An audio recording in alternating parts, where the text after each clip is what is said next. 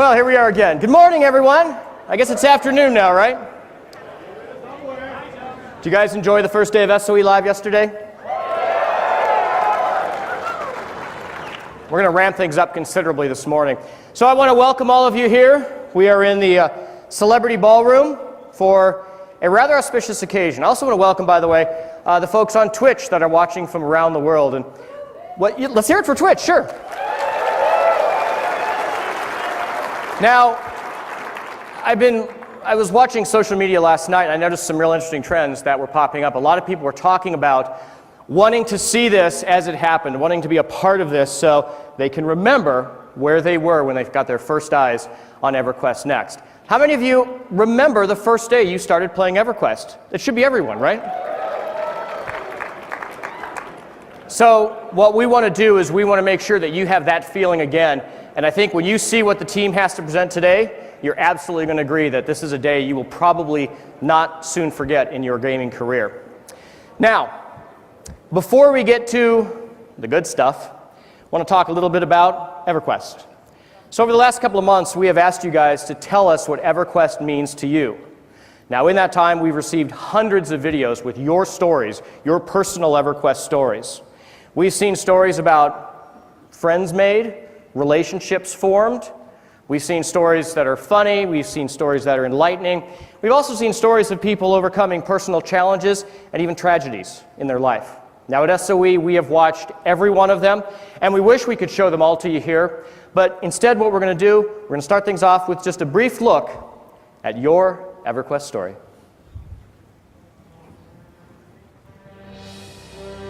This is my EverQuest story.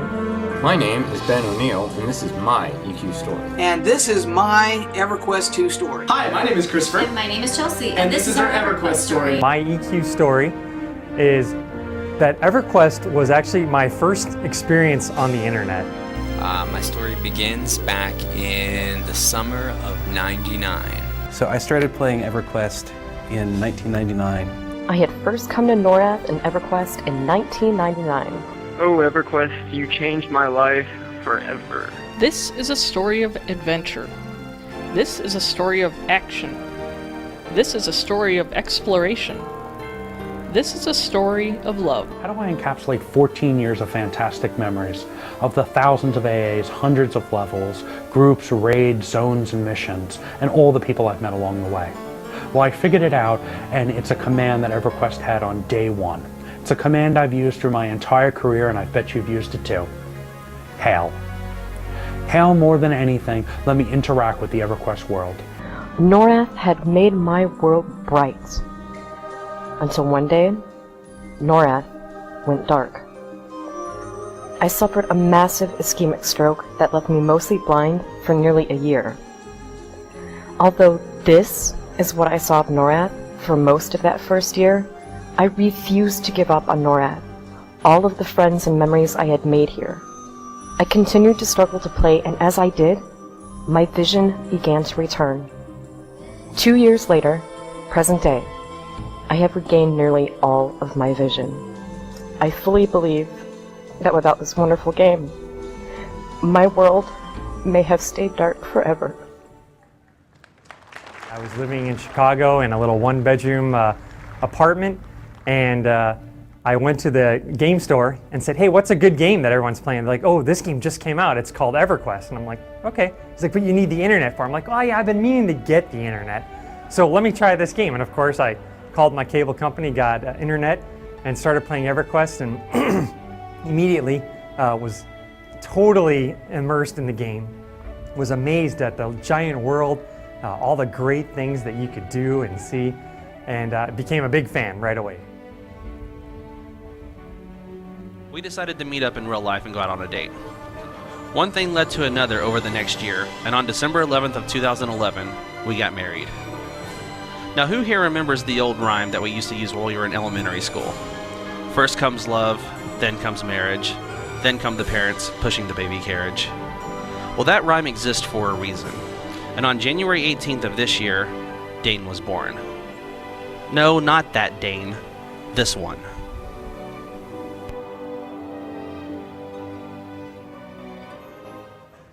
Started playing EQ1 in 2002. I was 12 years old. I was diagnosed with Lyme disease, and I had to stop playing baseball. They told me sports, out of the question. So my friend showed me EverQuest. He showed me how to play. I found out that the gist of the game was that you run around and you attack stuff. So it was one of the coolest things when I got my Epic as a bard. I was one of the first people on the server to get it, and I put it in my hand after I'd gotten it, and I was so happy about it, and I started to play a song, and you know what happened the first time? I stabbed it right through my head.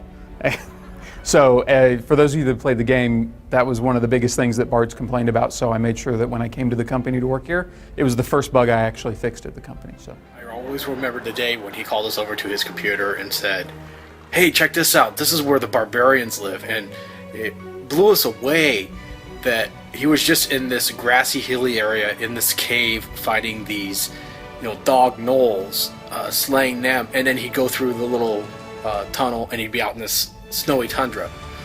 And at that time, that was just mind-blowing because this game was so epic. I remember leading some of my closest friends into the city of Cabalus, where the Ixar live, and praying that my invisibility spell wouldn't wear off as we tried to find the sewers and defeat the evil vessel Droslin. And I'm running towards the tree line, and I'm thinking, that's it. I'm done for.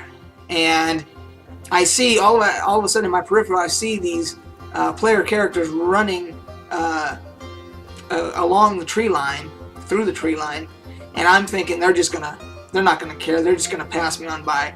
But no, they intervened, they rescued my butt, they killed all the gnolls and everything else, and that's how I got into my guild. That's how I met my guild mates. And my wife comes in and she's all ready to yell at me, and I have my daughter on the desk next to me. It was a big U-shaped desk next to me in the car seat, which is kind of a little rocking thing. And with one hand I'm rocking my daughter and she's just quietly sleeping away while I'm killing orcs, and the other hand I'm using the mouse and the keyboard and killing. And my wife looked at me and she's like, "What are you doing?" I said, "I'm watching the daughter and I'm getting some loot over here. Is there a problem?" And she just kind of looked at things over and said, "No, I guess not," and walked away. So proof that you can do both at the same time, folks. Next thing I know, I got a message from the #1 guild in the world. They paid for my transfer, and I've been there ever since. That was about a year ago. And here I am. I am that guy. I'm Marigoth Memorandum, #1 paladin in the world. Out of nowhere, a high elf paladin showed up, and she said this, and I'll never forget. She said, "I understand who you..." No, she says, "I know who you are, and I understand what you're doing. I respect that. So I'll give you a choice. Either jump into the water or dive in my sword." Now, this was an actual interesting proposition, because if we jumped into the water, there was a huge shark in there waiting to eat us. So the last second, I decided to jump into the water with Newtman. But at the same time, I sent my pet to go ahead and keep the shark busy while we swam away to safety. So, some interesting adventures, but that is my EverQuest story. That's my EQ story. And that's my story. So, at the start of this video, you asked, what is my EverQuest story? Well,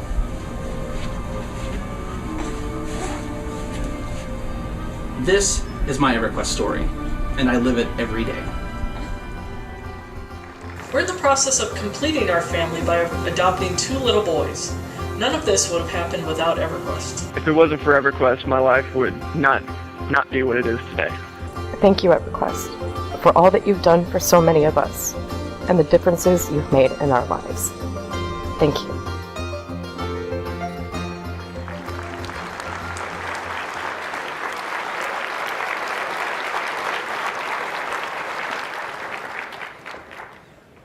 Wow, the day is here.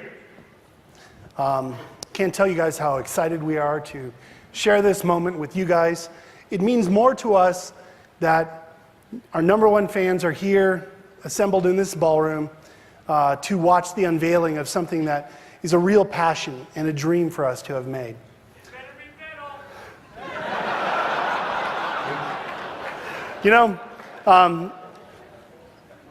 EverQuest Next is kind of an interesting story because it's been remade. This is the 3rd remake of the game. You guys actually, those of you that were here that year, actually got to see the #2 remake. You didn't even get to see the first one. It is incredibly, incredibly important to us that when we launch the next EverQuest, because EverQuest was the genre-defining game in its day, it was important to us that we actually make something that was equally monumental, something that would blow your mind, something that would make you feel like, wow, this is what online gaming is going to be for the next 15 years. I mean, think about that. We just celebrated the 14th anniversary of EverQuest. And when you look at the video that we just had, it's amazing how many lives have been touched by this amazing game. We are in awe of all of you and all of the stories that you have. And if you don't think that it touches us when you bring your kids up to us and say, hey, you know, this is our new son. We met playing EverQuest. We hear that so often and we love it. It really brings a smile to us and makes us feel like what we do matters. And we love what we do. But you know what? None of this would be possible without you guys. All of you. You are what matters. You are the ones that actually make this game come alive. And so I would like to offer a toast. Please. We should have some champagne glasses on your chair. This is a thank you. For 14 years, you are wonderful players. I would like to say thank you very much and toast you all for your dedication to this amazing game. And here's to the next 14 years. Cheers. I was told not to pound the champagne, so I won't do that. So, you guys ready?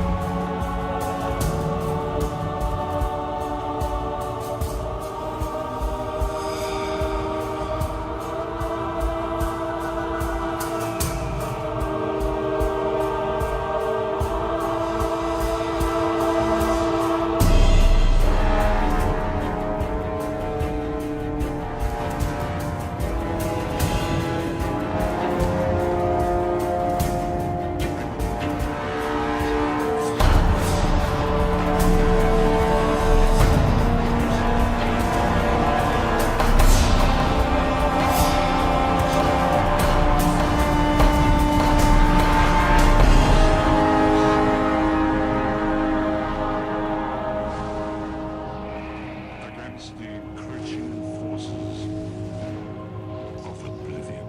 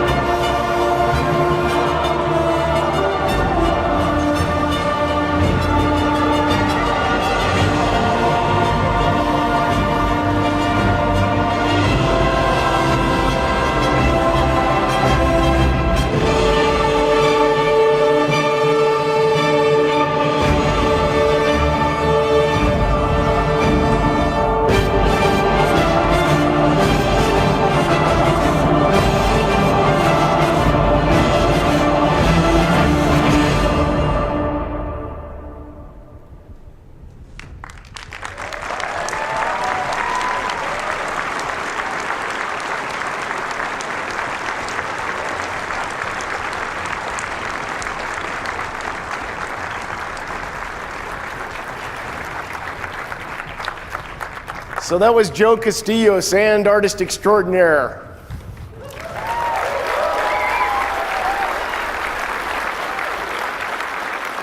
See, we were serious about it being a sandbox game. So I'm Dave Georgeson. I'm the Director of Development for the EverQuest franchise. And it is August 2nd, and it's afternoon. So it's finally time to talk about EverQuest Next.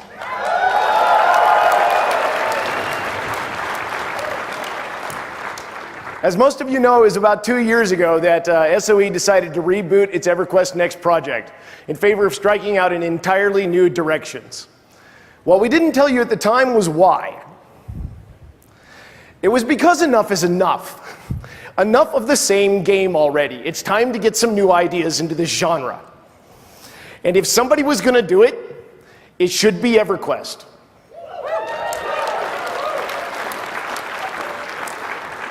Again.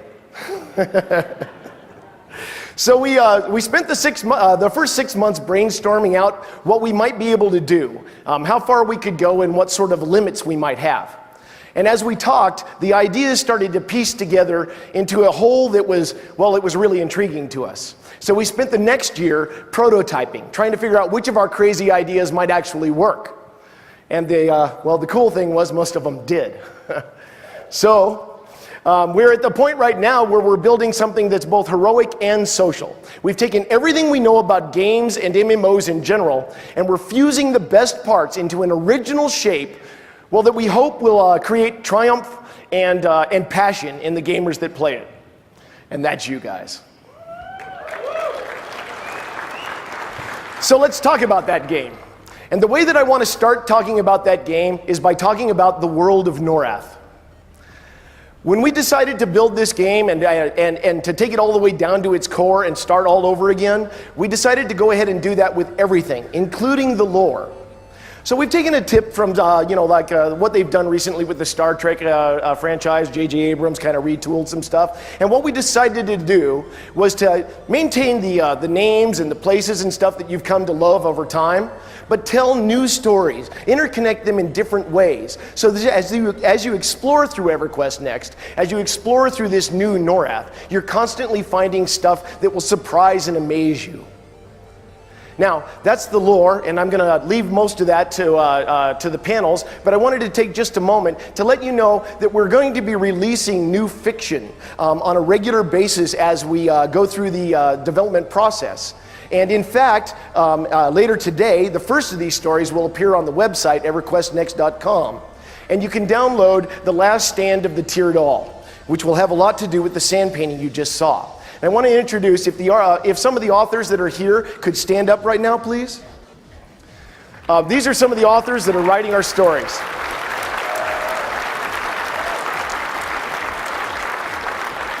In fact, they'll be outside and you can talk to them after the show here. Maxwell Drake wrote the first story. Thank you, guys. Anyway, so you also want to see what the game's going to look like. Well, to tell you how the game is going to look, I want to start with concept art. And in fact, the first concept pieces that I'm going to show you, some of them are areas that you know, and some of them will be new. The first area that I'm going to show you, the first two areas, are going to be subterranean concepts. This first one is a painting of what it might look like underneath Everfrost. Now, as you can see, we were doing treatments of color and lighting and things like that. And when we pushed this concept over to Lavastorm, it looked like this. Now, of course, we didn't just do subterranean stuff. We went for overground stuff too, of course. And this is how Lavastorm will look overground. And we figured that as long as you were going to call it Lavastorm, well, it ought to, have a lava storm once in a while. So that's what we're doing, and we're going for a much more dynamic, exciting look and more adventurous as you go through it. We also want to concentrate on finding really epic grandeur moments as you move through the world. You'll keep finding things that are just majestic and mighty. We're doing remakes of areas that you haven't seen since the original EverQuest. This is the way Oasis will look. And this is a good shot of Firot. Now, you're going to be seeing a lot more of Firot today as we go through it. But I also wanted to let you know that we're bringing new areas to the game as well. This is a concept painting of Ashfang. And just to prove that we actually have been doing something for the last couple of years, I'll show you a couple of screenshots here before we get to the actual game. This is the way Ashfang looks in the game right now.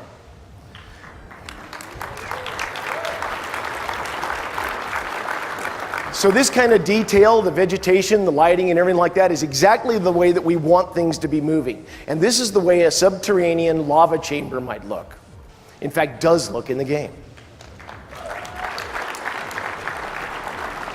Now here's the sweet one. This is the way Firot looks. And we really like the lighting. But I don't want to just show you still screenshots. We also, of course, you all want to see what the game looks like inside the game. So this is the game. We're going to run you through some flyovers and stuff before we start to show you action.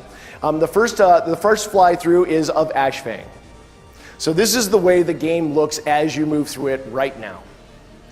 As you can see, we're doing a lot of detail, the rock strata, the lighting, everything like that. One of the wonderful things about working at SOE is that we get to utilize the technology that other people have created before us. And so we're using the Forge Light engine that was created for PlanetSide 2 in this game. Of course, it's been heavily modified, but you can see that the lighting and the details and stuff as you go through the game are incredible adventure experiences.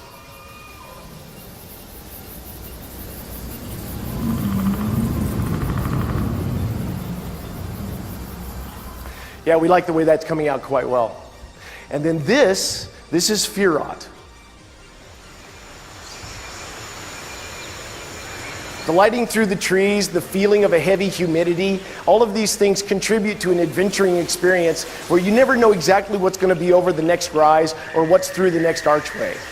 And we're going to be visiting this a lot as we go through today's presentation. But yeah, we definitely like where this is going. How do you like it?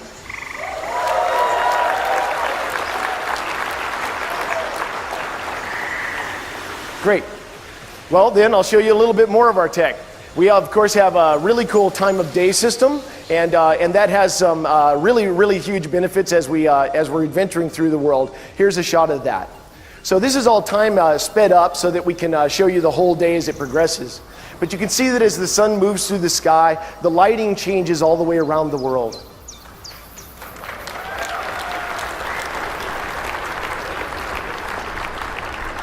And as the sun sets, we see a true night, which is a really exciting thing to adventure through. Okay, so that's the way our world looks. Now there's a lot more to it than just pretty pictures. So what we want to do is then now take you to the way that we developed our characters and the different races of Norath. So we started out looking for something of a more heroic fantasy look this time around. We wanted to make sure that we had a kind of a rough and tumble look. We wanted to have a real dynamic kind of movement system, and we wanted people to feel natural when they were being acrobatic and showing wear on armor and things like that. So the look we started to nail down was this kind of thing. So as we started out, oops, screwed up my own stuff. So anyway, we started out looking at the humans and looking at the way that they were shaped and the way that their armor stuff was, so that we had more of that rough and tumble look. And then we decided to take that and to extrapolate it through all the different other races of Norath. The first one that we looked at was the dwarves, and since I've already kind of screwed that up, we'll go ahead and show that to you. So the dwarves are very robust, very stern, occasionally surly, but lots of character. And then when we got around to doing the elves, we wanted to make sure that they were kind of the almost diametric opposite, so that they were an extremely beautiful race. And this is the way the elves look in a game now.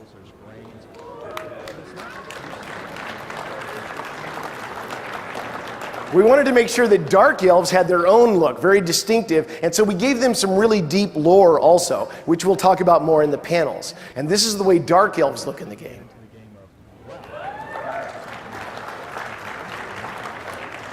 And then we gave a huge facelift to a couple of other races that you're familiar with. We wanted to make sure that the ogres were a lot more intelligent this time around, more organized, much more militaristic. And so that's the ogres.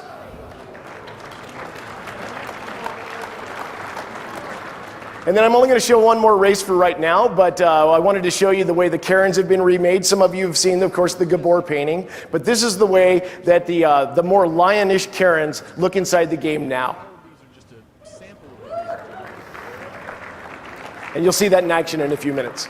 So So then we wrapped around back to the humans again, and we finalized the look and feel of the way that their features were. Because one of the things that we wanted to do was make sure that this was a really robust role-playing game. That the people that like to do machinima or messing around with their friends and having fun and telling jokes and stuff like that could show that expressiveness on their face. So we took care to exaggerate a couple of the features that would allow you to see that kind of expressiveness even at a distance. The eyes, the mouth, they're exaggerated just slightly. And when you trigger manual emotes or use SOE emote, you get this kind of expressiveness range inside the game.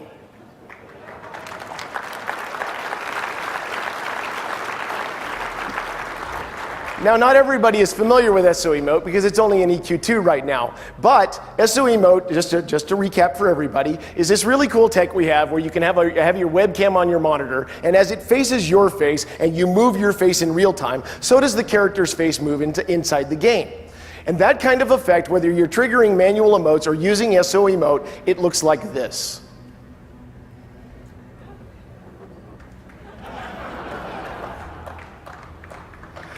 And I think you'll see that expressiveness like this just does not exist in any other game.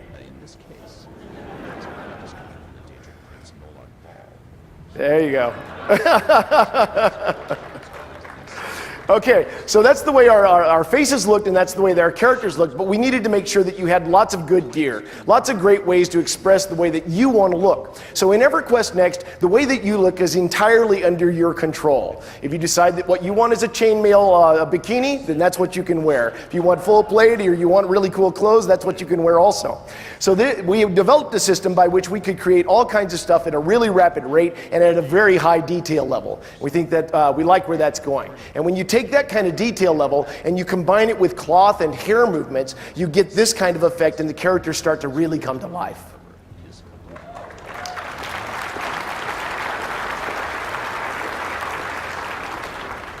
So let's see those characters in game. Now what I'm about to show you is the first time anybody has seen these characters in game. So we'll start with the human female. And she's a wizard, so we gave her a name because we don't like calling her the human female all the time. So this is Jelena in Ashfang. And then we played a few emotes so that you could see what she looked like when she was actually doing those facial expressions. We really like the way that's looking. We also wanted to show you the Karen male. And this is, of course, we gave him a name. This is Kishar. And the Karens have some pretty cool emotes. This is my favorite. Oh, yeah. So that's the way our characters look in game.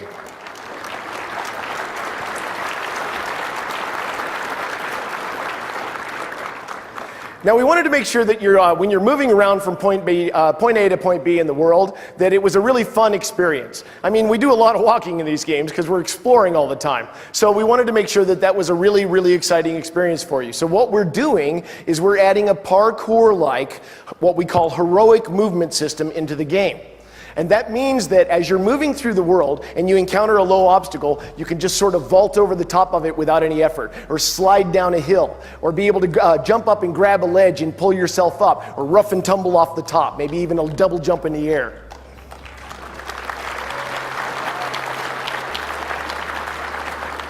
And I don't want to just tell you about that, I want to actually show you. So let's revisit Jelena and Kishar as they go through the canyons of Ashfang. So there's that slide. She does a little double jump in the air. Here's that vault. You don't have to push any extra buttons for that. It just happens when you encounter them, so does the slide. Now, a lot of the different classes have special abilities that can be triggered. The wizard has a teleport ability. And the warrior can leap.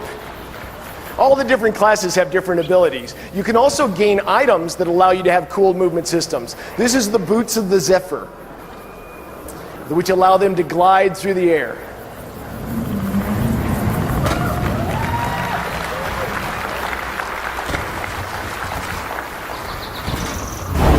Little flash.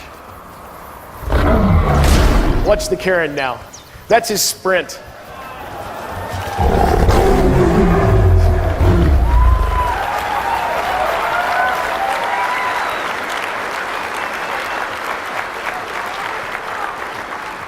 So we really like where the characters are looking. The way the world looks, the way the characters look, the special effects, all of that stuff, that's all coming along really well. We're very happy with where it is. But none of those things are what make this game different than any other game you've ever played before. We have this set of things that I call Holy Grails. And these are things that we have always wanted to put into a virtual world, an MMO. And, well, you know, there's lots of reasons why we didn't do these things: lack of resources, lack of time, maybe lack of intestinal fortitude. Whatever it was, we never got around to putting these things in. And so what I'm going to do right now is go through the series of 4 different Grails and show you exactly why they make a huge difference in our game. And the first Grail that I want to talk about is changing the core game. And what that means is, well, let's put it this way. For 35 years, we've been playing a lot of Dungeons & Dragons. I mean a lot of it. And when I say Dungeons & Dragons, what I mean by that is the core game of that is basically you pick a class, you go out and kill stuff, and unlock a tech tree of abilities, and we've all done that a lot of different times.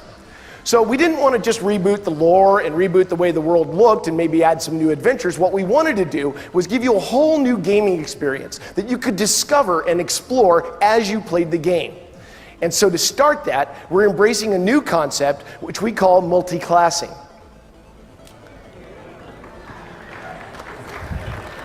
Oh, you haven't heard it yet. What multi-classing is when you start the game, there's 8 different classes that you can pick from. Each class has a couple of weapons that you can choose and a handful of character abilities that go with it.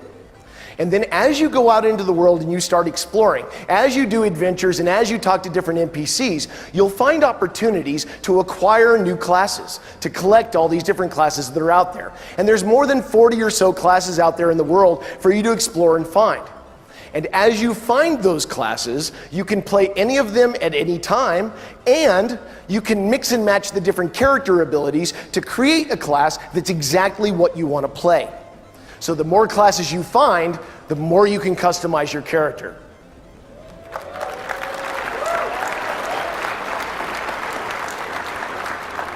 Now, your weapons make a big difference. They're one of the class-defining things in the game. So as you go through and you find these different classes, each class has a couple of weapons. Let's say, for example, that you pick the warrior. The warrior has like a big halberd and a longsword. And when he uses the halberd, he can use these big room-sweeping clearing attacks, or he can slam the half down on the ground and create a shockwave. But when he switches to the longsword, his abilities change, and he can then basically be able to attack a single thing and do a lot of damage, or perhaps do some melee blocks and parries. So depending upon what class you pick, your weapons will change to fit that class, and the abilities on those weapons are different. So as you change classes, you will also change your core gameplay, and you will constantly be exploring as you move through this game.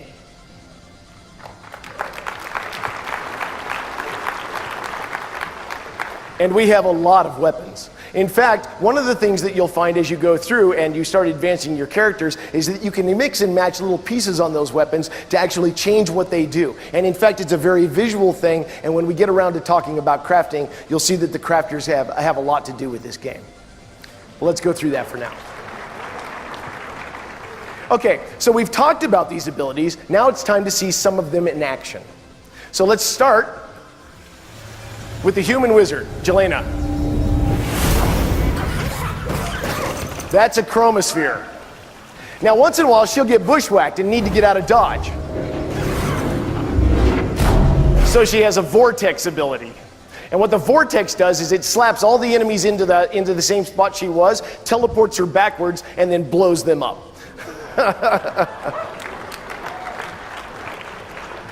Let's take a look at the warrior abilities also, check in with Kishar.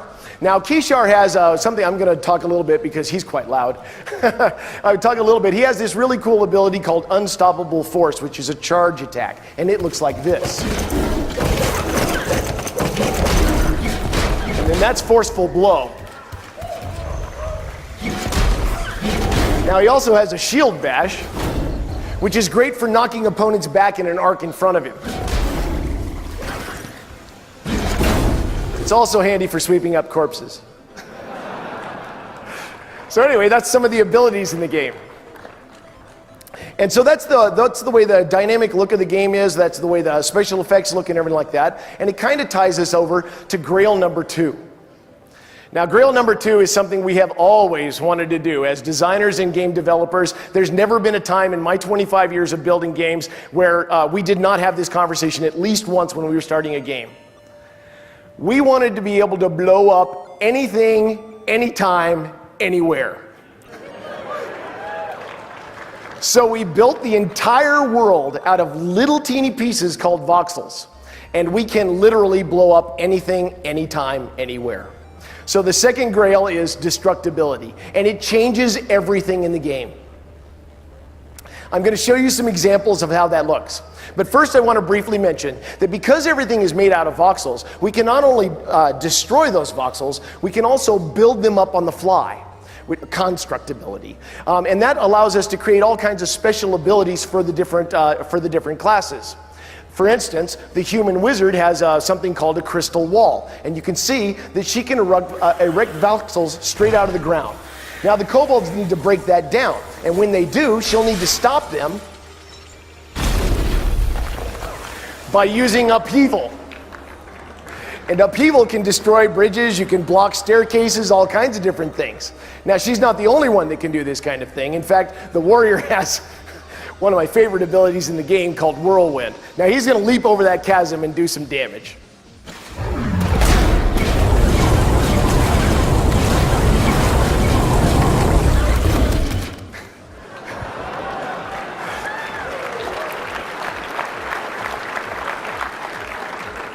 So that's destructibility, and it changes an amazing amount of stuff in the game. Because not only is it fun to just rip the crap out of a battlefield, but it's also amazing what we can do with scenarios at that point too. You can imagine a player versus player scenario where one side is protecting a castle and the other side has catapults, and they're destroying the keep and trying to get into the courtyard, or perhaps like a player versus environment scenario where perhaps there's a floating island moving through space, and if it gets somewhere bad, it's going to be bad for everybody around, so the players are literally trying to destroy it as it moves. This kind of destructibility allows us to create a game experience you've never had before.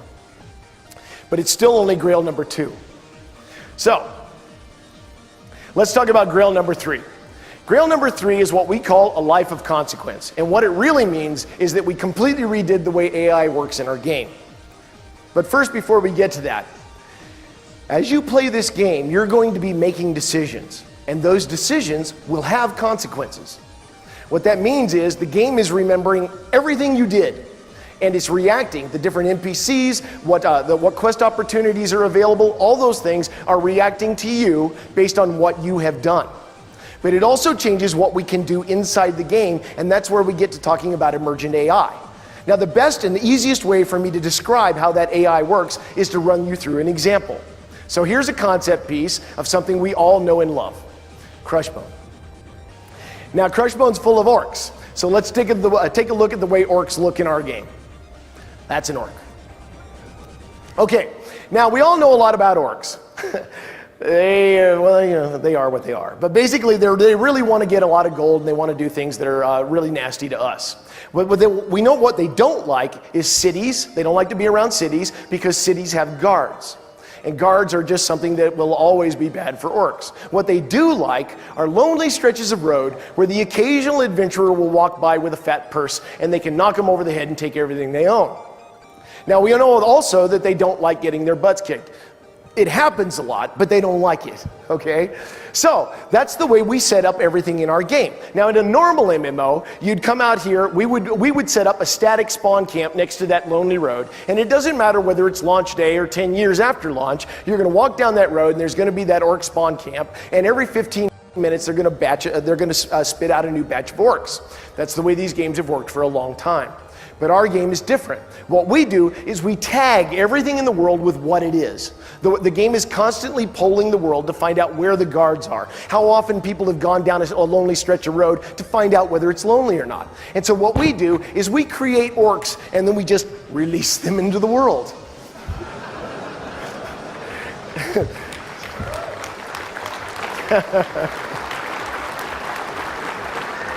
And then it's up to the orcs to find the spots that they like. And so when they find that lonely stretch of road where there's no guards, they set up a camp. And they're going to stay in that camp, waylaying the occasional adventurer until one of a couple of things happens. The players might go to a city and alert the guards, and the guards might start patrolling down the road. That would be something the orcs don't like.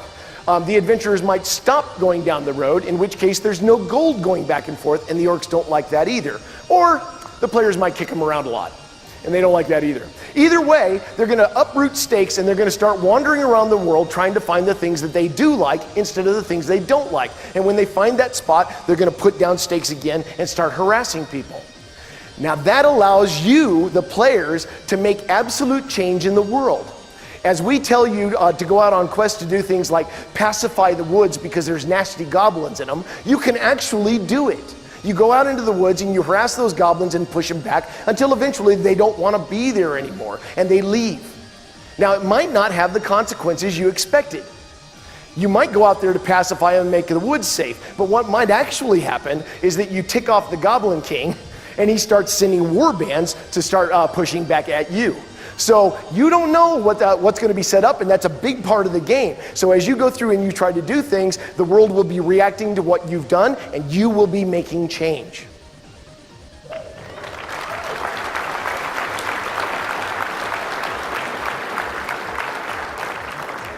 Now that was a lot of talking, so let's see some more action.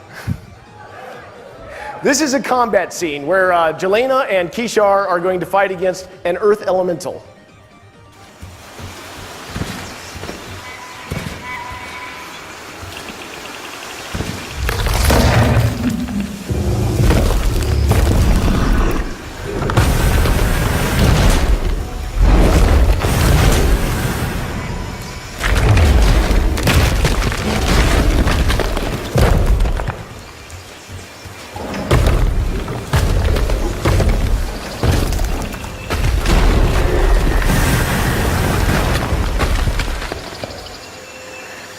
Players fall down the hole.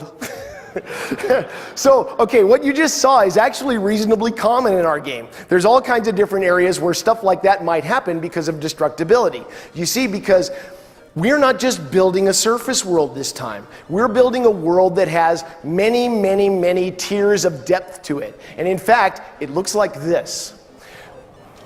So what we do is we procedurally create. Go ahead.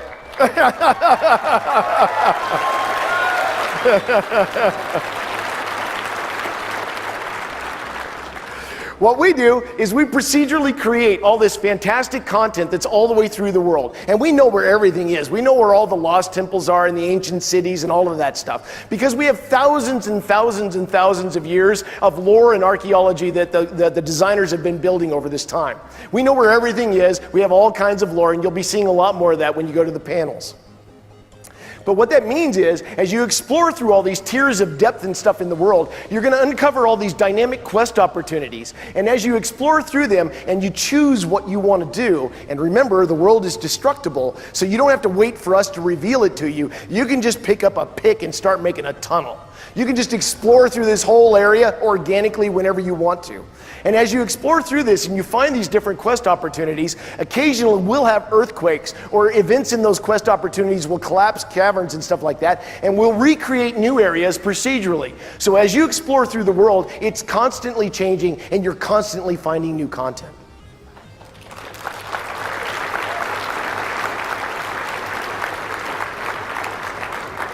And just as an example of that, let's go back to Kishar and Jelena, whatever her name is, Jelena, and re-get together with them while they're in the center of the world. Now, they couldn't find their way out, so they're just going to basically blow a hole in the crust below, and what they're going to find is a magma chamber.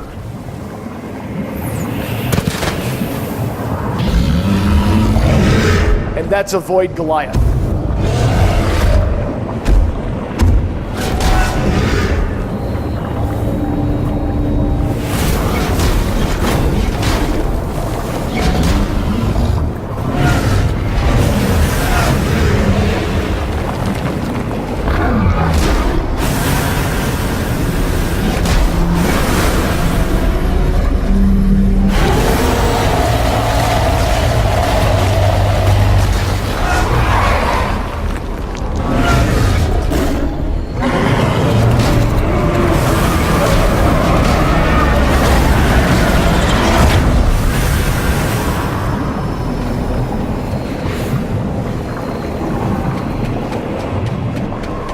One thing's for sure, you'll always know where a battle was.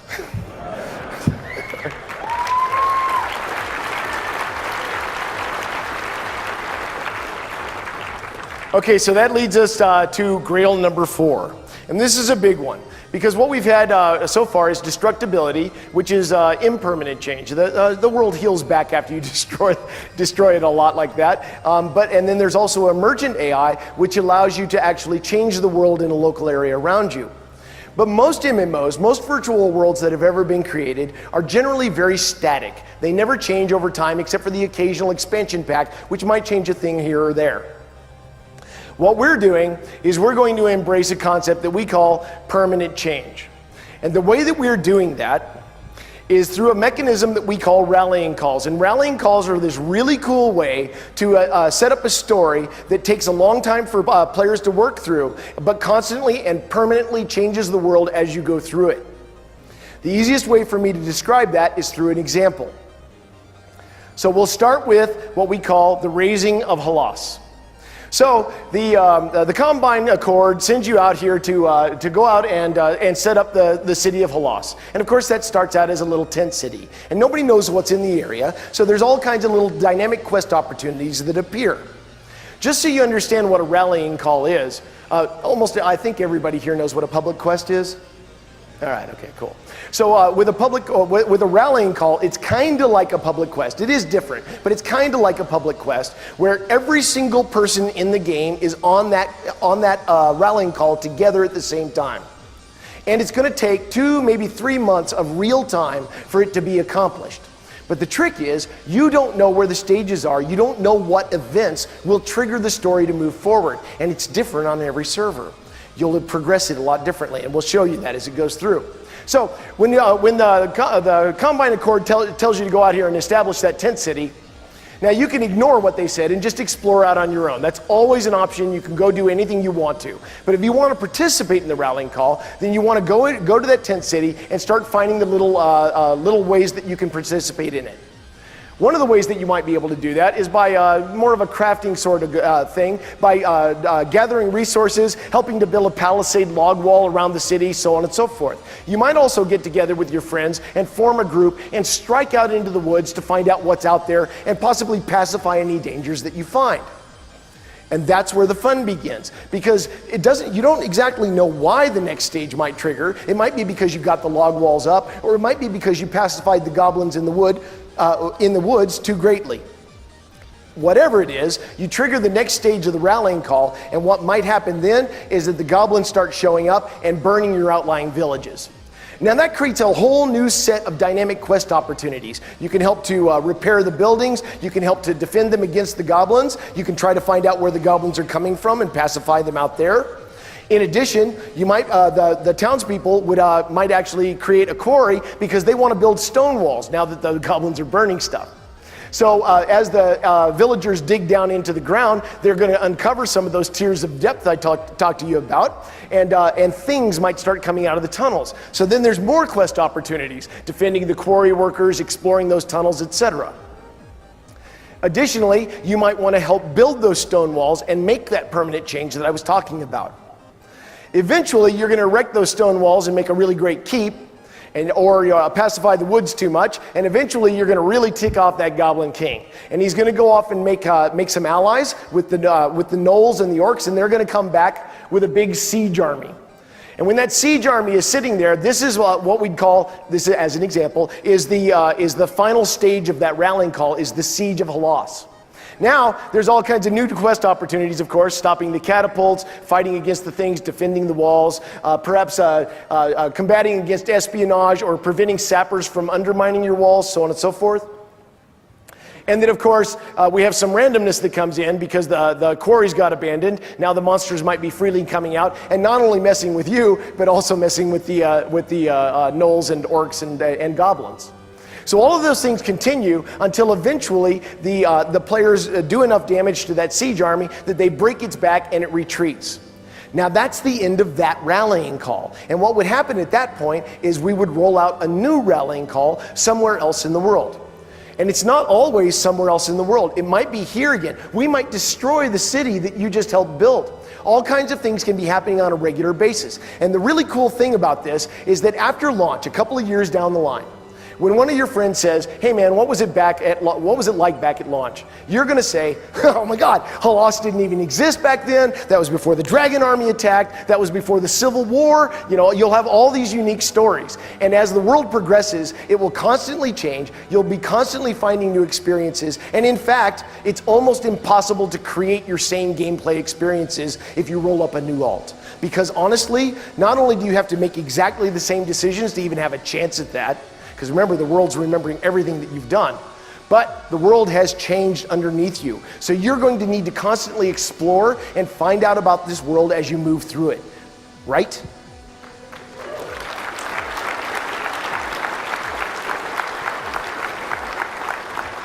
So that's permanent change and emergent AI and of course destructibility, as well as the fact that we changed the core game. And those four elements wrap together into something that we call EverQuest Next.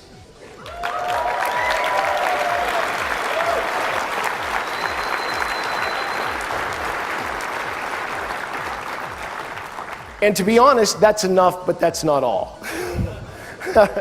I mean, we're really happy where that game is. That's an MMO that every single one of us wants to play. We're really excited about it. We're we're jazzed to bring it to you. But there's something else that came along the way. Because when we started building all of this, well, before I get to that, let me show you one last scene of Carnage. Because Carnage is always fun. Sometimes the monsters can get big. Let's see what that Karen's running away from. That's the Iron Golem.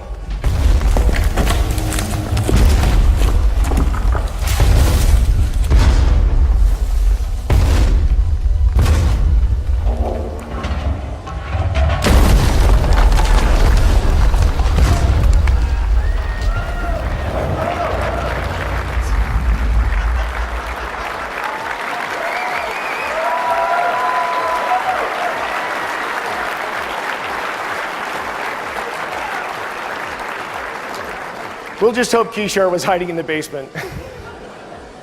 So anyway, like I said, we're really excited about that game. But as we built it, we had to build all kinds of special tools that allowed us to make something special. And by the way, that's Fiona in the game. As we started to build something special, we needed to assemble tools that none of us had ever used before because they had never existed before. If you're going to build an entire MMO out of voxels, you have to make some pretty cool tools. So we did that, and we started putting them together, and one of the things that came up that was really cool was, well, all the devs started spending all their weekends and their nights and stuff like that one-upping each other, trying to build something that was really cool, because the tools were that good. And it didn't take us long before we realized that what we really wanted to do was give you guys the same tools that we had so that you could help us build EverQuest Next.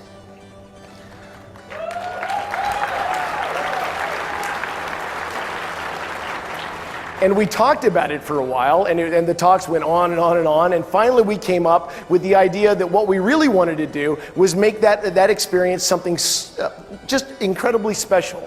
And so what we're doing this winter is something that, well, we haven't announced until just now. We're releasing an entirely new game this winter, and it's called EverQuest Next Landmark. Now, surprise. So what EverQuest Next Landmark is, it's a huge collection of worlds that are all persistent, of course, just like any other MMO world that you're experienced with, you know, chats and guilds and all that other stuff. They're persistent worlds, but they're all procedurally generated. Every single one of them has continental land masses that are completely different than every other world.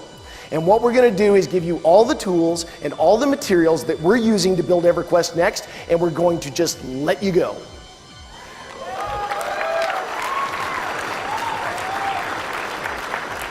You can literally build anything you want to, as long as customer service allows it.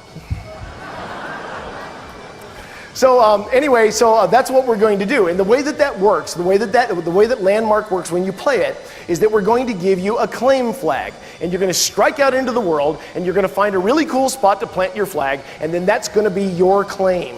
And you can build anything on it that you want to. You can set up status privileges so that your friends can build with you. You can hook up different claims together, and of course you can earn multiple claims. But the idea is that as you explore across the world and you find the different things that you need to build with, you're going to be wandering through thousands of other players' imaginations. And of course, we set up the entire world so that it's tiered and stuff, and as you explore the world, what you're looking for are the resources and the recipes and the objects to take back to your claim and be able to build really cool things. We have crafting stations where you can use the resources and the recipes to create objects like, statues and doors and windows and things like that, and then you bring them back to your claim and you start erecting. Now, the tools are what make this a really, really fantastic experience. So, when you play a normal block building game, you expect this kind of tool, where you can stack blocks and stuff. And that's a great place to start, and of course we can do that too. But there's more. Because in our game, the voxel brush can change size, which allows you to very easily and very quickly create an amazing amount of detail. You can also use a bevel tool to cut different angles off the block, as well as a smoothing tool to actually change the vertices in real time to be able to look eroded or smoothed. And when I say smoothed, I mean smoothed. In a regular block building game, this is what a sphere would look like. In EverQuest Landmark, this is what a sphere looks like.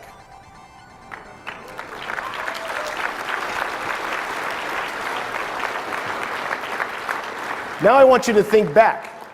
Everything that you've seen in the game so far is made of voxels. The image didn't change. There we go. Everything that you're seeing in the game so far is made of voxels. And so that scene right there is entirely made out of very, very small blocks. And everything that you've seen so far is also made out of those same voxels. So what we can create, you can absolutely create. And I'm telling you, it's actually a fun experience. Now, this is a time lapse of actually building. It represents about 22 minutes of real time. And as you can see, maybe they stack blocks to start with, but with those tools, it's really easy to make things look eroded and smoothed off, and it's very, very simple to use.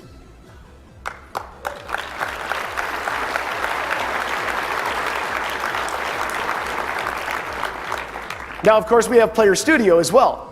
And the cool thing about that is, of course, with EverQuest and EverQuest 2s, most of you are familiar with Player Studio, but just in case somebody out there in TV land hasn't heard of it, it's a mechanism by which players can create assets and then be able to put them up on the marketplace so that other players can buy them, and then the creators can actually make real cash from playing the game and making it a better experience for everybody else. In EverQuest Next and in EverQuest Next Landmark, the tools to do all that work are baked right into the game. So every single one of you can do it. And when you make something cool, you can put it up on Player Studio and let other people buy it for cash. And the opportunity to make real money out of a game like this is something that's definitely novel. And just to show you a little bit about how that works, imagine that I make a really cool tower, and it's all crenellated and it's kitted out and has really nice paintings and rugs and all kinds of stuff in it. And I package it up and I put it up on the Player Studio Marketplace. Now you might buy that because you want to build a castle. So you'd plunk my tower down a bunch of times and build a castle around it. Now when you package that castle up and put it up on Player Studio and you sell that thing, me, the creator of that tower, is basically going to get a little bit of royalties every time you sell one of those castles based upon what the percentage of my towers are out of your castle.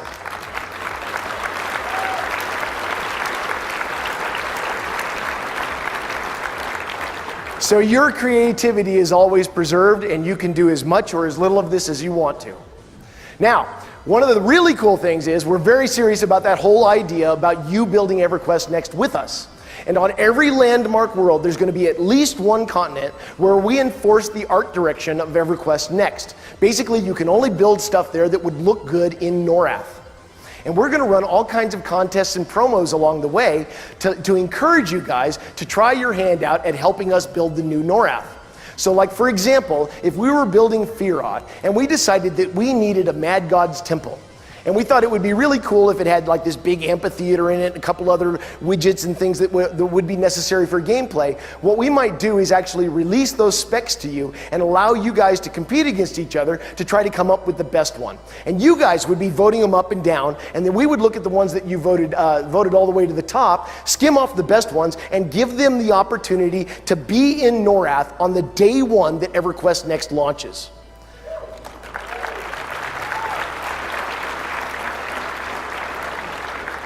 This is literally the first time that anybody has ever made a game where the players could create stuff and work with the developers on a regular basis all the way through the creation of the game to be able to create something that's magnificently new. And we're really excited about it. As we develop all the different materials and tools and concept art and stuff for the different areas, we're going to be releasing all of it to you. And then, as I said, occasionally inspire you with new ideas of things that we might like. And when you create it, we'll put it in. This is something that we're very serious about. And as we go forward, you'll see on EverQuestNext.com that we'll have a feature called Roundtable, where we'll actually be having regular discussions with you about what we want to do, what priority order we want to do it in, and all of those things so that you can participate with us and give us feedback on a regular basis. We want this to be your game just as much as it is ours.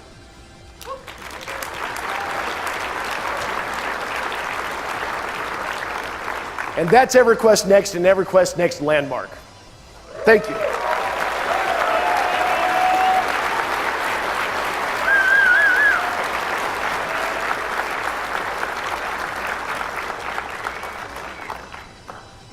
So, to cap this off, I wanted to bring up the team that is actually creating this game for you so that you can see those crazy people in person.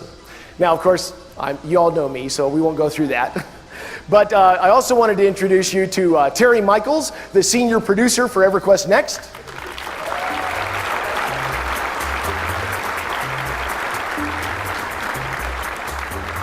The creative director for EverQuest Next, Jeffrey Butler.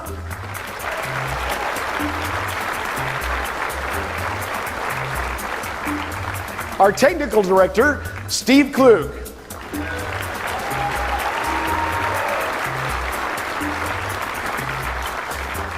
Our art director, Rosie Rappaport.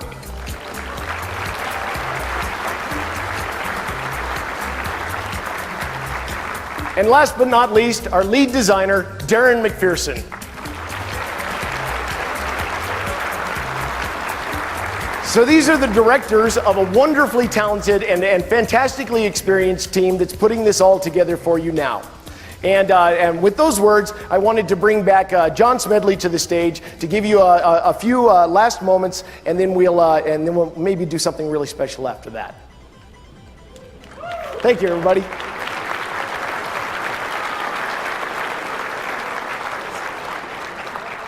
So hopefully you guys like what we've thought up.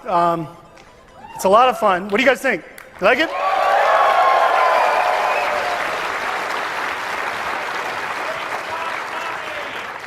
Every time I see myself with hair, it's very depressing. So I wanted to talk about one little thing that's kind of a big thing. As of today, EverQuest Next and EverQuest Landmark are officially in what we call open development. What that means is we are going to be putting up a website called the Roundtable. Now, the Roundtable is something similar to what we have with PlanetSide 2, where we have offered the players something that's called a roadmap, and it lets people see what we're working on for the next 6 months. Now, PlanetSide 2, in terms of the open development process, is here. We want to go here with EverQuest Next. As we are making this game, you are going to hear everything about it. Now, you're not going to hear all the mysteries and the stuff that we want you to experience, but you're going to hear about the process of the development. We're going to hear from you directly. You're going to vote on the stuff you like and the stuff that you don't like. Now, what that means for you is that you're going to be making this game with us. As we launch EverQuest Next Landmark, which is this amazing MMO that allows creativity on a level that nobody has ever seen before, you're going to be able to make stuff there that's your imagination. You're going to have a lot of fun, but you're also going to be able to make stuff that actually makes its way into the game. That's a very, very powerful thing for us. It lets us and you make our game together. We're super excited about that.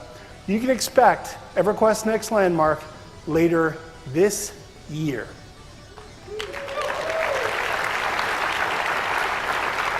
And while we're already in full development on EverQuest Next, you can expect to hear an insane amount of updates on a regular basis about what we're doing. I'm not talking about once a month, I'm talking about all the time.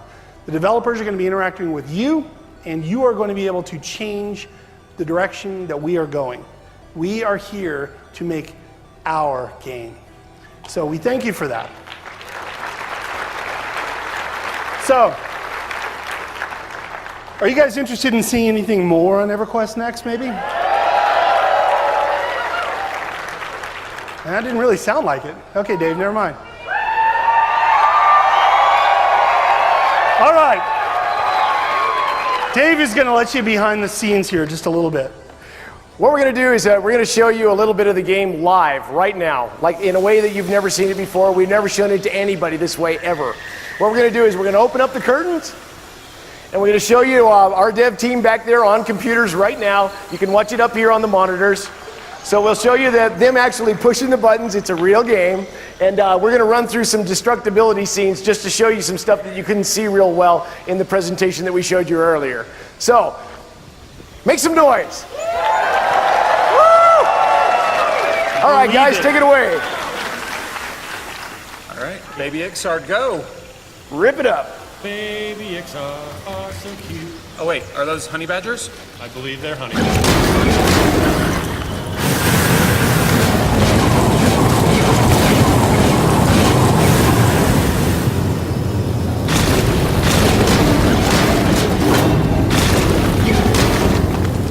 Dude, I think we're renting this space. You gotta be careful. All right, well, let's see what's up the stairs.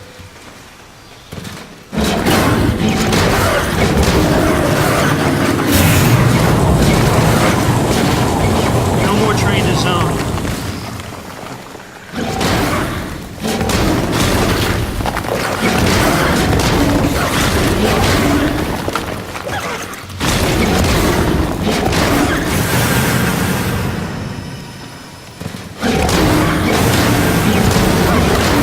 Stasis. I wonder what loot they have. Can we get someone to res the ranger?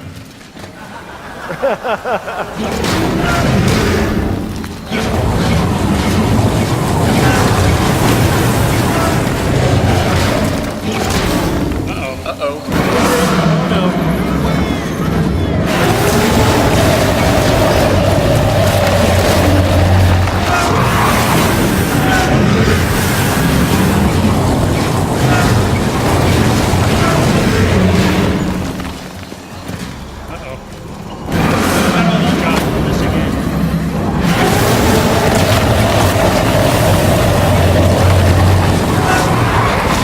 Water done. Watch for the tail swipe.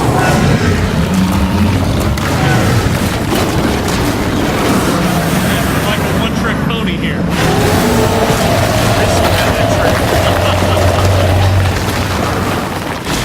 Someone kill this guy already?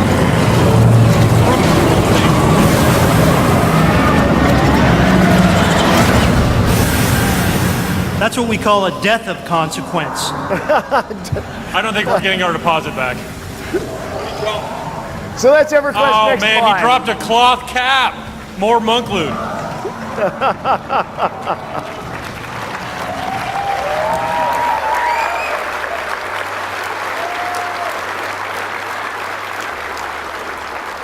So thank you everybody for coming. That's EverQuest Next and EverQuest Next Landmark, and I'm telling you, we can't wait to give it to you just as much as you can't wait to play it.